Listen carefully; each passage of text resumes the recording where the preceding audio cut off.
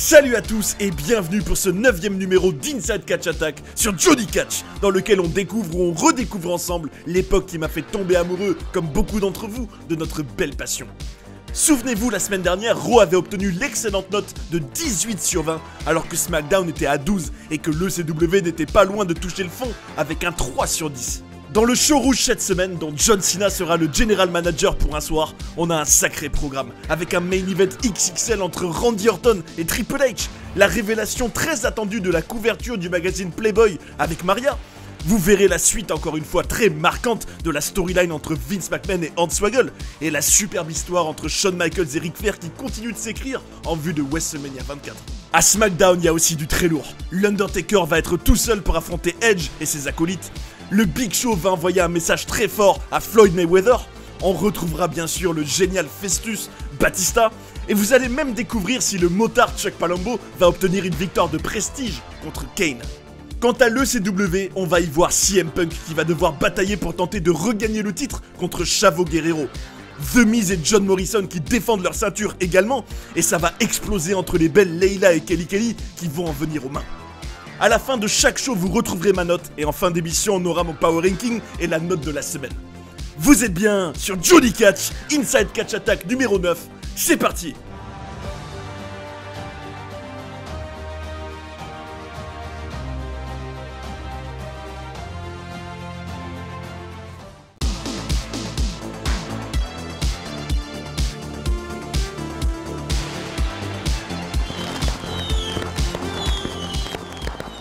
William Regal a convoqué Triple H, Randy Orton et John Cena pour leur présenter sa dernière idée de génie. Un triple threat takeover. Pendant les 3 semaines qui arrivent, les 3 seront General Manager à tour de rôle, et ça n'aura aucun impact sur la tenue du match à WrestleMania. Ce soir, ce sera le leader de la C-Nation qui sera en charge du show rouge. C'est ridicule, vous voulez vous blesser 4 semaines avant WrestleMania? Faisons un pacte, peu importe qui est en charge du show, on se laisse tranquille mutuellement. Réagit Orton, qui est révolté. Triple H lui dit qu'il ne peut pas lui faire confiance, alors que Cena dit qu'on s'en fout de la confiance, des poignées de main secrètes et toutes ces bêtises, après avoir encaissé un pedigree il y a 2 semaines et un RKO la semaine dernière. Il a une idée très intéressante pour ce soir. Ça démarre très fort pour ce Raw, et je trouve cette idée vraiment exceptionnelle de laisser chaque participant du Triple Threat s'occuper du booking. Ça va être rafraîchissant et hyper excitant. Lilian Garcia nous annonce un match de Mixed Martial Arts dans lequel on peut gagner par tombée, soumission ou KO. Et bon sang que ça m'intrigue cette histoire. Le Big Show fait son entrée alors que Mayweather apparaît par satellite. Le moins qu'on puisse dire, c'est que le sourire du boxeur contraste nettement avec la rage du géant. Brandon The Thrill Hill, un boxeur professionnel qui a les mêmes attributs physiques que le futur adversaire du Big Show, arrive en direction du ring avec 2 membres de son staff. Rien qu'en voyant le géant mettre des coups de poing dans le vide pour s'échauffer, je suis intimidé, alors imaginez son adversaire. L'arbitre invite les 2 hommes à venir au centre du ring et la différence de taille est saisissante. La mise en scène d'avant-match est très similaire à ce qu'on peut voir à l'UFC et ça fait vraiment bizarre de voir cet univers ici à Monday Night Raw. Un petit coup d'eau pour le boxeur, les 3 coups de cloche et c'est parti. Le Thrill Hill se réfugie dans les cordes pendant tout le début de match avant de tenter de mettre des coups à la tête du Big Show qui se défend avec toute la sérénité du monde. Le géant va assommer son adversaire en le projetant violemment dans le coin avant de l'achever avec un big boot et un giga chokeslam. Il pose son pied sur le torse du boxeur et l'arbitre fait le compte de 3. Une simple formalité pour l'athlète le plus large du monde. Je sais que t'es assis et que tu regardes ça. Tu penses peut-être que tu vas me frapper dans le nez, me mettre KO. Je vais te ruiner. Je vais t'exploser les bras et les jambes. Je vais leur faire regretter leurs 20 millions de dollars. Adresse le Big Show à Mayweather qui lui répond qu'il a hâte d'y être et sera prêt à mourir à WrestleMania. Le boxeur continue à provoquer le géant qui pour se venger va attraper Brandon Hill et le jeter par-dessus la 3e corde. Battre le Big Show sera un travail facile. La prochaine fois je vais te briser la mâchoire. Je t'ai déjà pété le nez, conclut Floyd. J'ai adoré cette passe d'armes entre les deux. On sentait une tension maximale et j'ai rarement vu le Big Show aussi énervé. Il y a une alchimie réelle entre les deux et j'ai hâte de voir la suite. Voici le premier visuel pour WrestleMania, et regardez-moi ça. Ric Flair contre Shawn Michaels avec la carrière du Nature Boy en jeu. Ça met les frissons. Les 2 hommes sont d'ailleurs en route vers le ring puisqu'ils vont faire équipe ce soir. Le Heartbreak Kid arrive en premier avant d'accueillir son ami avec un grand sourire. Cade et Murdoch, qui sont déjà présents entre les cordes, seront leurs adversaires pour ce soir.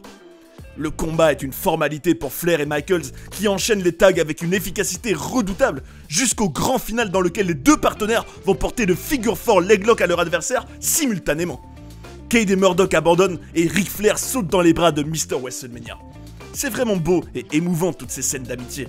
Il faut de l'humain dans le catch, c'est primordial. Le Heartbreak Kid prend le micro et là, coup de tonnerre. Il a réfléchi toute la semaine et ne peut pas accepter le match. Il répète comme la semaine dernière qu'il ne veut pas être connu comme étant celui qui a mis le Nature Boy à la retraite. Rick, je t'aime. Tu sais que je t'aime.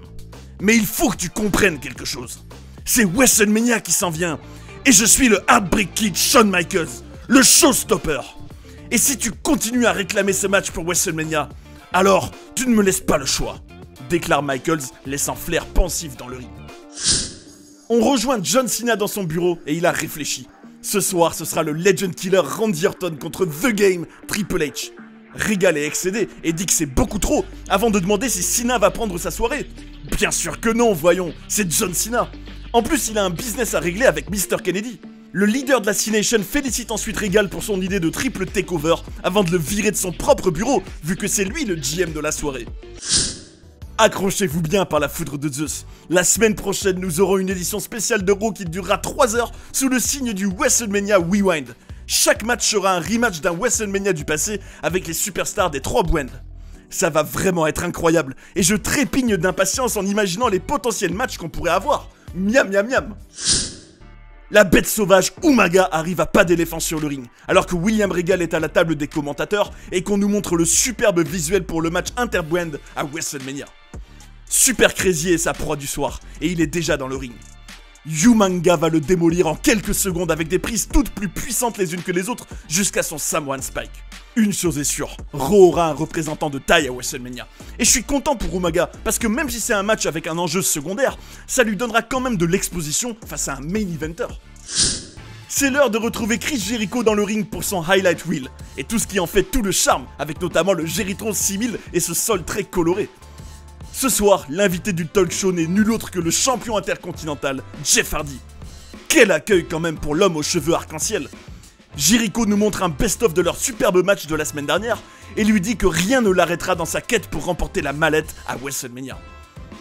Tu sais Chris, beaucoup de choses ont changé pour moi ces derniers temps.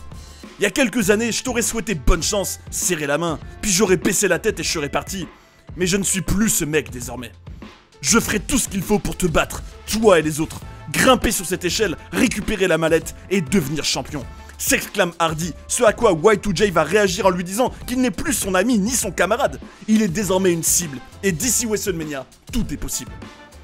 Chris, je peux pas davantage être en accord avec tes propos, rétorque Jeff avant de placer son Twist of Fate sur le Canadien. On a droit à une vignette que j'ai trouvée absolument exceptionnelle. Carlito est au restaurant avec Maria et se moque de Santino. Les mouettes qui volent au-dessus de lui l'excèdent et il va les insulter avant que l'une d'entre elles ne l'attaque. Carlito se bat ensuite avec la mouette jusqu'à la rouer de coups. Le Puertoricain promet à Maria de la faire rêver avant qu'une autre mouette ne fasse ses besoins sur lui, laissant la belle complètement désabusée. Quelle innocence quand même toute la promotion autour du Gwen the Stage of Them All. Que ce soit les visuels, les musiques, l'ambiance et les vignettes, c'est de toute beauté. Mr. Double K dévale la rampe avec son petit air saoulé qu'on aime tant. Et ce soir, il sait qu'il joue gros, puisque John Cena s'est autoproclamé adversaire de l'homme de Green Bay. Kennedy va avoir de longues phases de domination pendant lesquelles il n'hésitera pas à se moquer du leader de la C-Nation, qui subit, tel Pierre Pira au manoir.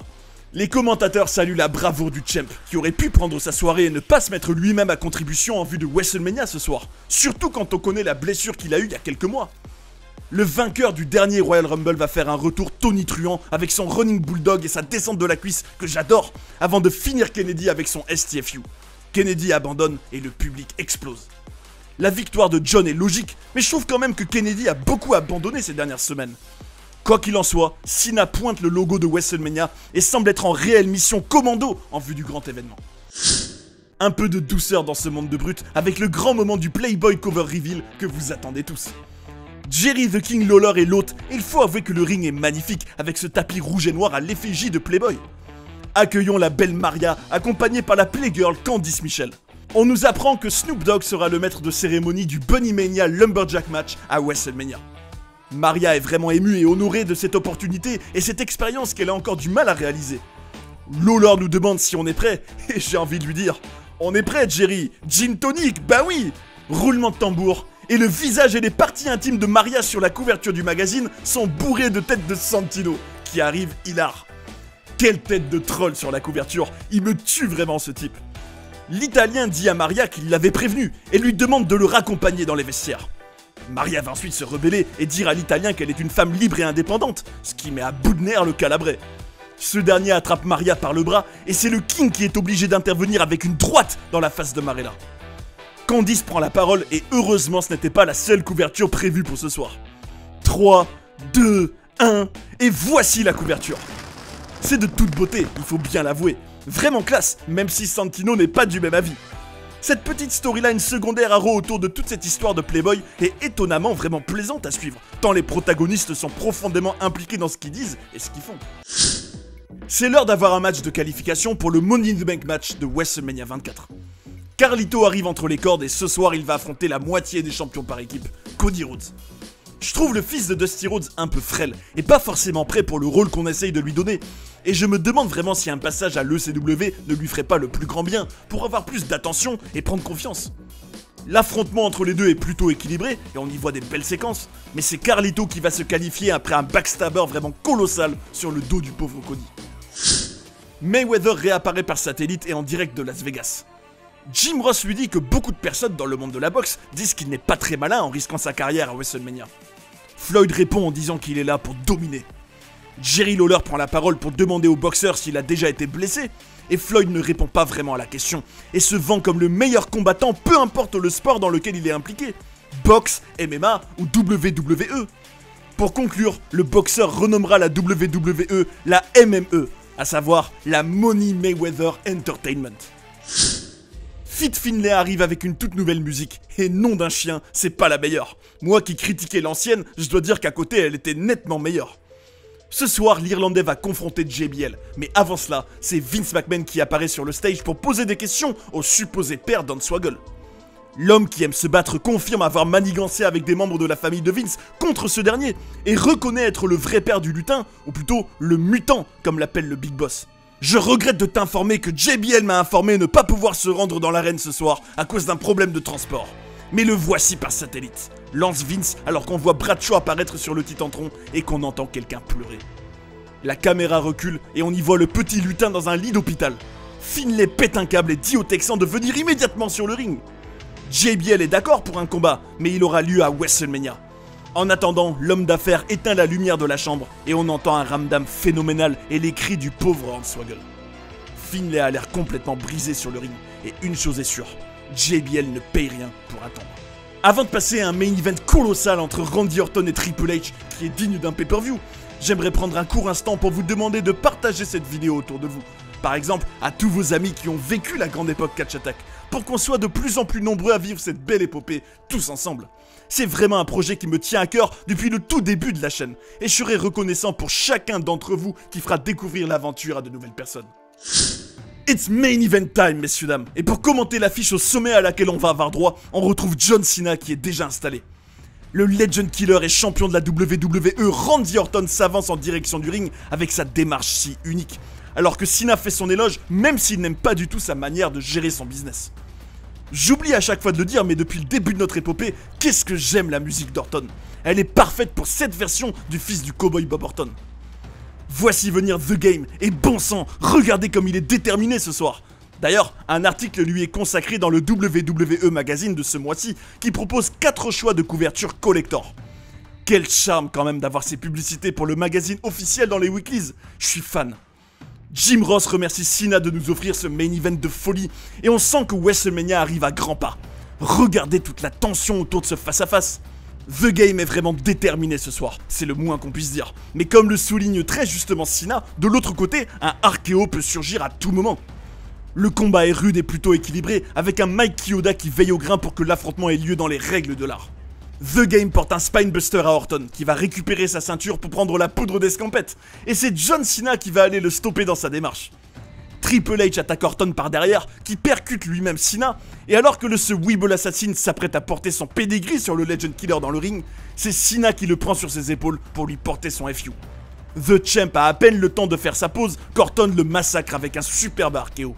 Ce soir, c'est le champion de la WWE qui termine cette édition de Raw debout en soulevant son précieux, alors que ses deux futurs adversaires sont cloués au sol.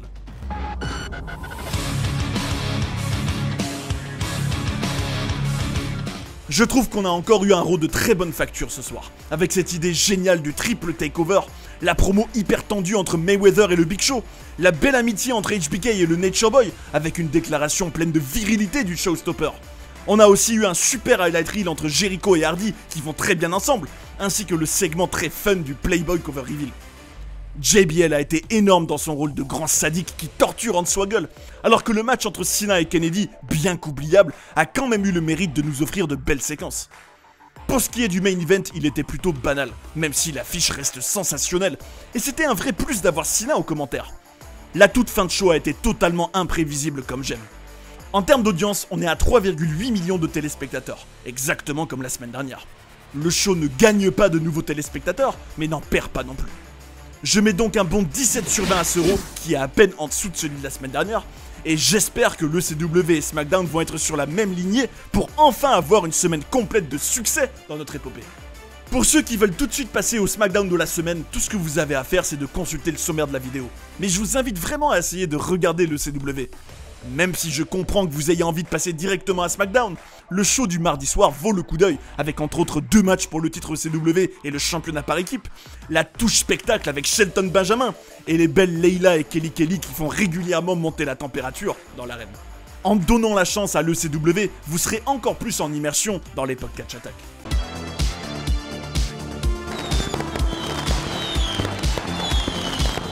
La soirée semble prometteuse, puisqu'on sait qu'on aura le match entre Punk et Chavo pour le titre de l'ECW, mais aussi l'équipe formée par Dreamer et Delaney qui va tenter de remporter les titres de champion par équipe détenus par Miz et Morrison.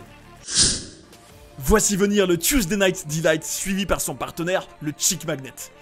Les champions par équipe restent sur plusieurs défaites, et on se souvient qu'au dernier SmackDown, le Miz était excédé contre John Morrison, qui avait pris un tombé par Festus.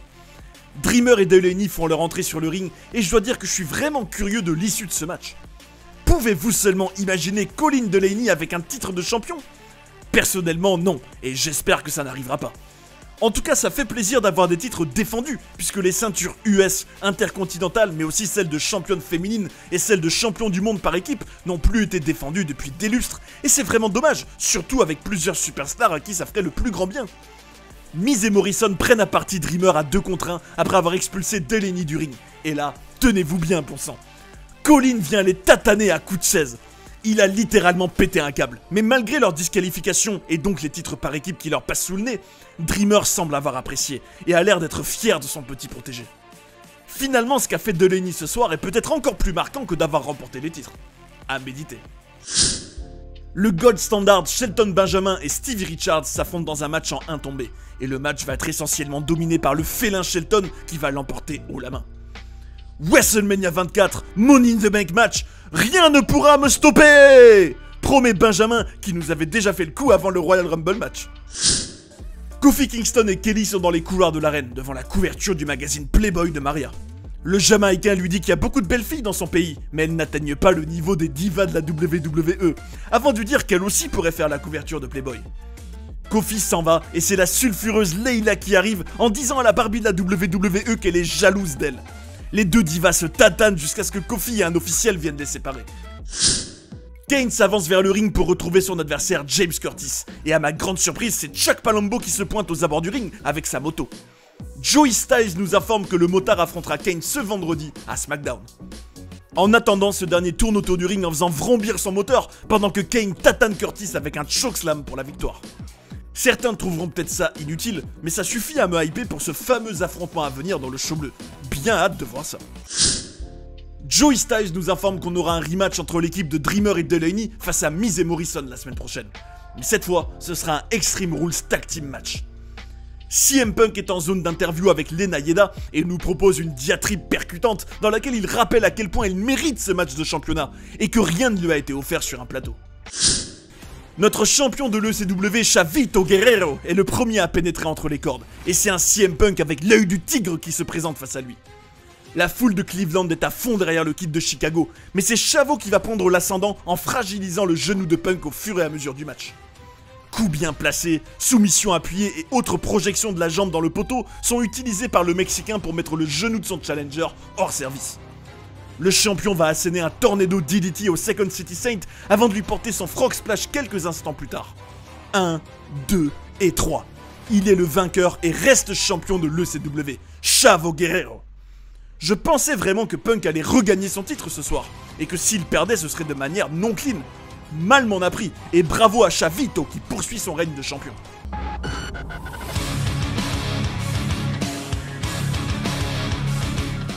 Une chose est sûre, cette édition de l'ECW nous a proposé un contenu sans fioriture et qui est allé droit au but. C'est pourquoi je lui mets un 5 sur 10 encourageant, après le faible 3 sur 10 qu'il a eu la semaine dernière. Le show a attiré 1,3 million de téléspectateurs, soit 100 000 de moins que la semaine dernière, mais on reste globalement dans les mêmes chiffres que depuis le début de l'année.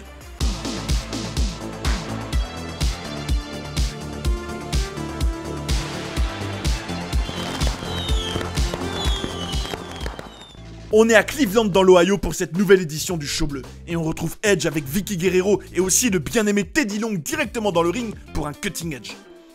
Je ne veux pas être négatif, mais quelqu'un doit le dire haut et fort. WrestleMania 24 s'annonce comme l'un des événements les plus déprimants de l'histoire de la WWE.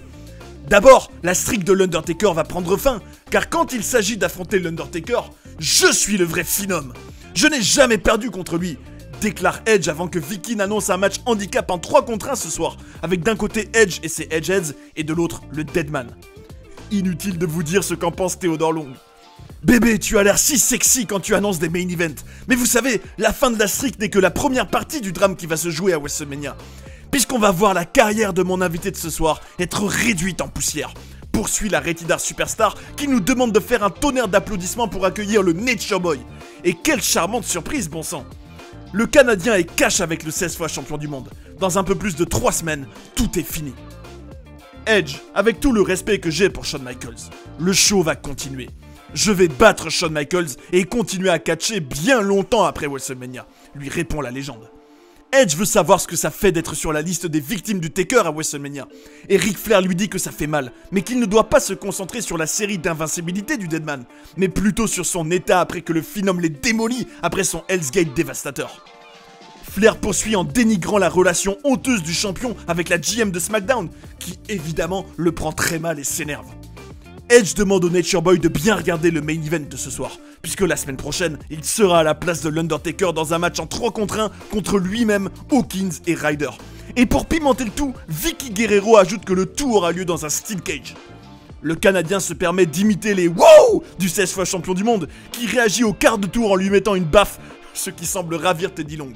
En tout cas, le rendez-vous est pris pour la semaine prochaine. Et nom d'un chien, que j'ai hâte de voir ça.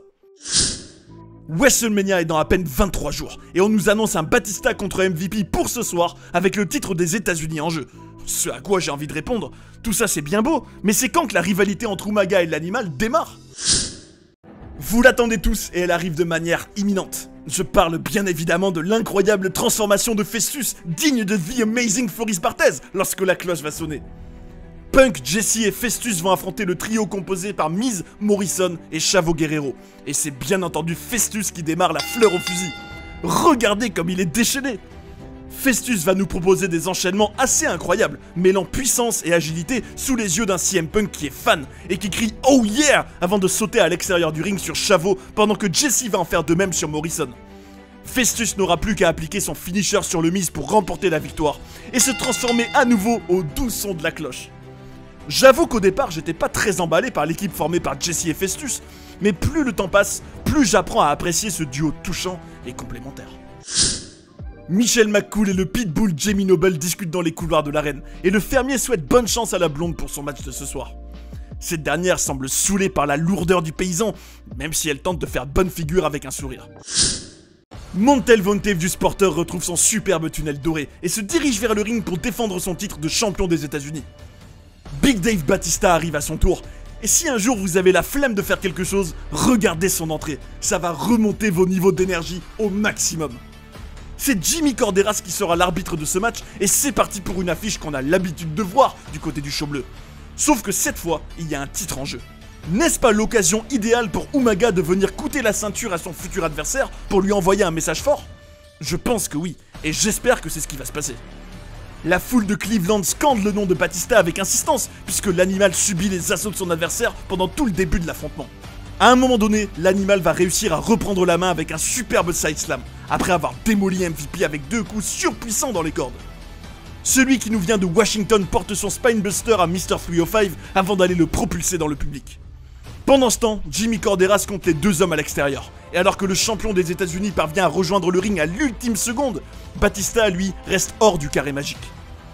Voici votre vainqueur par décompte à l'extérieur et toujours champion des États-Unis, MVP, annonce Justin Roberts alors que Batista ne réalise pas ce qui vient de se passer. J'espère vraiment, mais alors vraiment ne plus jamais revoir de Batista contre MVP de ma vie. Je peux plus me la voir cette affiche, elle me sort littéralement par les yeux. Stop! Edge et Vicky se font des papouilles dans le bureau de cette dernière, et c'est le Pitbull Noble qui apparaît.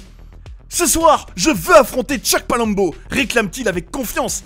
Mais la GM se moque du paysan en lui rappelant qu'il a déjà perdu 3 fois contre lui, qu'il est bien plus grand et bien plus fort, et qu'en plus, ce soir il a déjà un affrontement contre Kane au programme.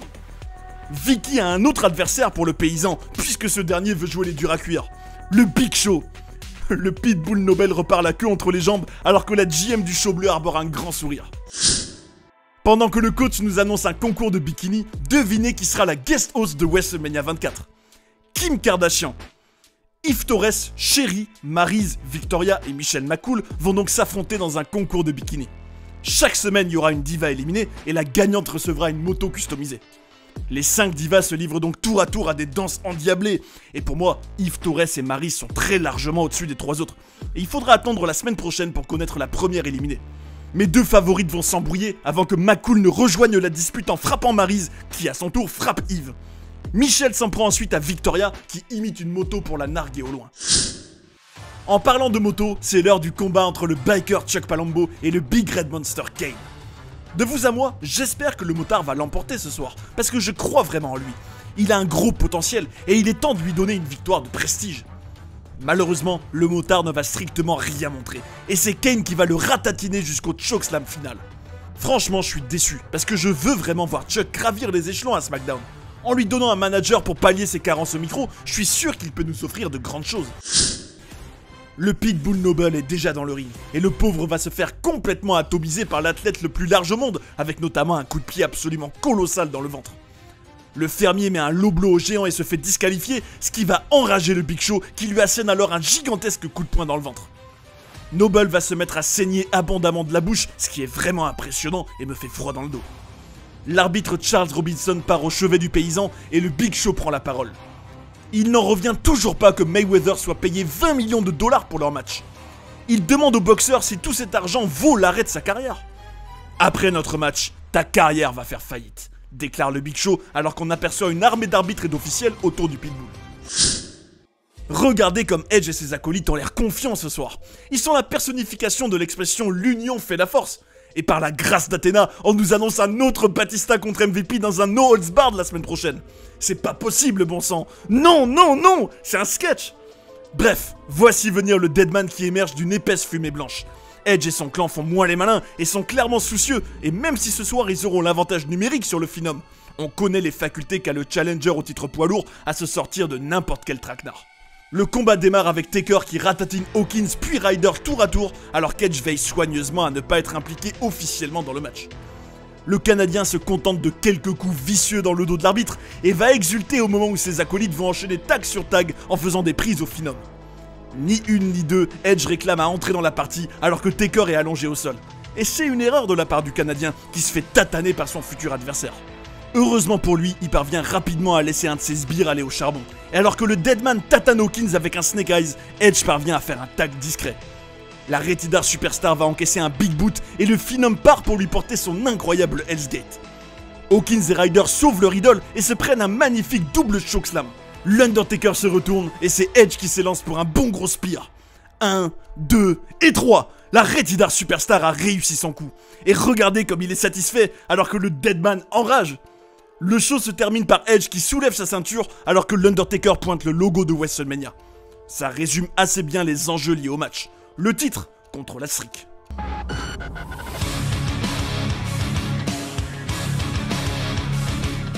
Est-ce que SmackDown a enfin remonté sa note cette semaine? Le segment d'ouverture était pas mal et ça faisait plaisir d'avoir Flair et Edge ensemble, mais c'était quand même un peu sorti de nulle part, je trouve. Le Batista contre MVP était mauvais, et en plus le final était tellement lourd avec ce décompte à l'extérieur et Batista qui passe pour un benet incapable de réagir correctement. Le Kane contre Palumbo était sans intérêt, tout comme le Noble contre Big Show. Par contre, l'attitude du géant et sa promo d'après-match étaient très convaincantes. Pour ce qui est du main event, c'était correct, mais sans plus. Je suis pas fan de voir le Taker subir un tombé, et je reste persuadé que le Canadien et le Phenom peuvent nous offrir tellement plus. Il y a un vrai manque d'inspiration autour de cette storyline, et qui est jusqu'à présent relativement plate. Et avec 2,8 millions de téléspectateurs, comme la semaine dernière, SmackDown n'arrive toujours pas à aller de l'avant et à conquérir une nouvelle audience plus large. Je mets donc un 11 sur 20 au show bleu qui est sauvé d'un naufrage par la présence de Ric Flair et le main event. Mais tout ça n'est pas à la hauteur d'une route vers WrestleMania, surtout quand on voit que Raw arrive à être consistant et parfaitement structuré à côté. En numéro 3 cette semaine, je mets Jeff Hardy, qui a été très convaincant dans son échange avec Chris Jericho. L'énigme charismatique s'endurcit petit à petit et a su nous présenter une réflexion sur lui-même et sa situation. Sur la deuxième marche du podium, je place le Big Show, que j'ai trouvé très bon cette semaine, que ce soit dans son échange pimenté avec Mayweather à Raw et dans son attitude globale. Il est rude et hyper intimidant, et son histoire avec le boxeur est agréable à suivre. Avant de vous annoncer mon numéro 1, j'aimerais donner une mention honorable à Maria, qui est particulièrement en confiance et incisive dans sa promo contre Santino. Et je veux aussi saluer l'excellente performance de JBL, qui est tellement sadique qu'on a envie de lui claquer la tronche par terre. Venons-en au numéro 1, qui est pour moi nul autre que Randy Orton, qui a encore une fois marché sur l'eau à Raw, que ce soit dans son jeu d'acteur, sa tentative d'alliance avec ses deux adversaires, et son archéo magnifique sur Cena pour clôturer le show rouge en force. Et on notera que c'est donc Shawn Michaels et l'Undertaker qui sortent du Power Ranking cette semaine.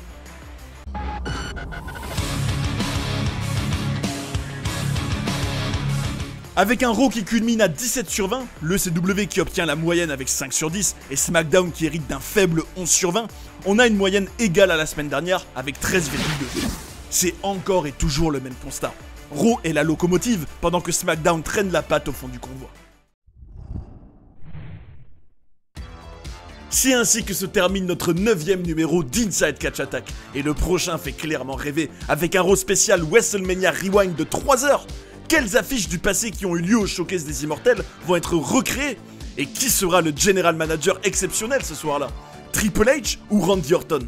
C'est un show qui s'annonce extraordinaire, et on imagine que SmackDown et le CW vont vouloir être à la hauteur et plus ambitieux que jamais depuis le début de l'année. On se retrouve la semaine prochaine pour suivre tout ça en tout cas, et ça promet. Aujourd'hui, on a pu voir toutes les affiches de WrestleMania 24 continuer à se construire. Et c'est vraiment génial d'avoir en même temps le triple threat pour le titre WWE, Shawn Michaels et Ric Flair, Big Show et Floyd Mayweather, même le match Money in the Bank et Bunny Mania. Par contre, j'attends vraiment mieux de Edge contre l'Undertaker et de Batista contre Umaga. Et c'est frustrant que les 3 shows hebdomadaires ne se valent pas pour le moment. En tout cas, je tiens à vivre cette grande aventure avec vous, alors j'ai des questions à vous poser. Qui vous mettez dans votre Power Ranking et quel show a été supérieur selon vous? Qu'est-ce qui suscite le plus votre intérêt? Venez dire tout ça dans les commentaires, tatanez le bouton like sur votre chemin et n'oubliez pas de vous abonner. Vivons ensemble cette merveilleuse aventure chaque semaine et je suis impatient de découvrir la suite. Au prochain numéro!